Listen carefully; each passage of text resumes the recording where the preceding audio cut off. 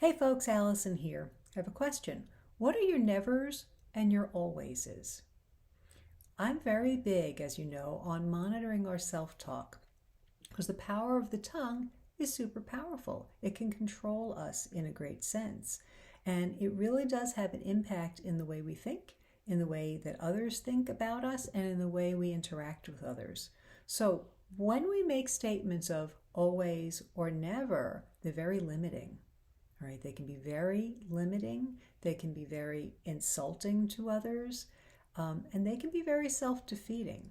So, for example, it might be even in just your self talk. It may not even be outwardly verbal, but it might be something that goes on in your head.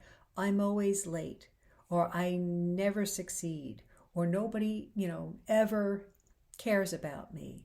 All right, those are those things that really can limit you.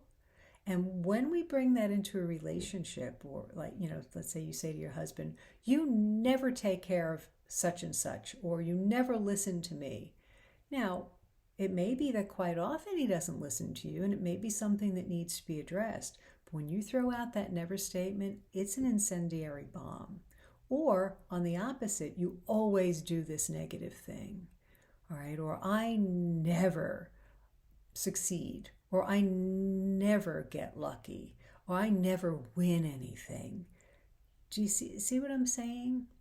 Make a list of what are your alwayses and your nevers, and try to start replacing the language with either quite often, even better, sometimes, or instead of saying, you never take out the trash when I ask you, you could say something like, honey, sometimes when I ask you to take out the trash, you don't always do it, and it kind of frustrates me.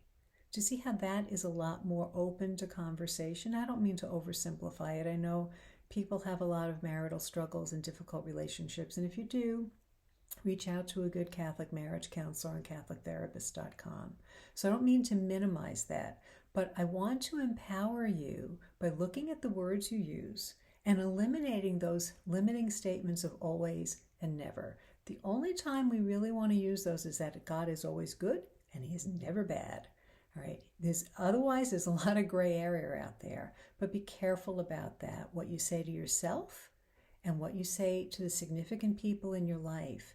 Those can be, I know sometimes it's almost hyperbole that we're trying to make a point, but it can really stop communication.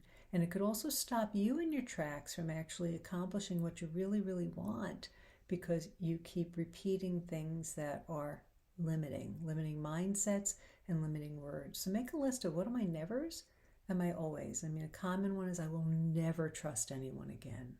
And obviously that comes out of hurt and disappointment.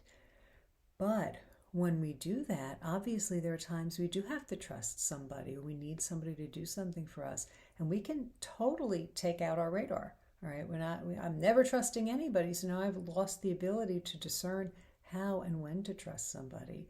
There are people out there that are trustworthy, but we need to be wise about how we discern about that. If you find that you're in those mindsets of always and never, you may need to reach out to a therapist, because it might be rooted in hurt, pain, disappointment that needs some healing. So I hope you find that helpful. What are your alwayses and your nevers? And replace the language with sometimes, at times, quite often, or is going to be a lot more open to actually getting some progress on those things. And particularly, like I said, your self-talk, nothing more important than that, because you're stuck with you all day long. So learn to speak more positively and with more possibility, all right, than always and never, because that shuts possibility right down. So I hope you find that helpful. God bless you, and make sure you like and share the video. I appreciate that.